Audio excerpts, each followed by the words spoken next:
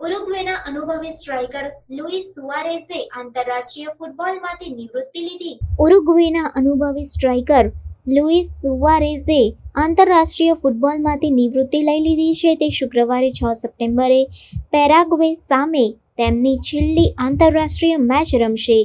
તે club football રમવાનું ચાલુ રાખશે.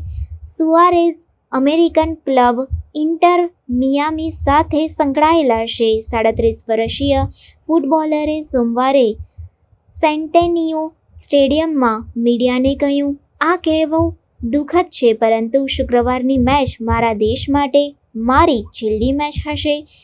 સુઆરેઝને કોન્ટ્રોવર્સી કિંગ પણ કહેવામાં આવે છે કારણ કે તેણે ઘણા ખેલાડીઓને બચકા ભર્યા હતા.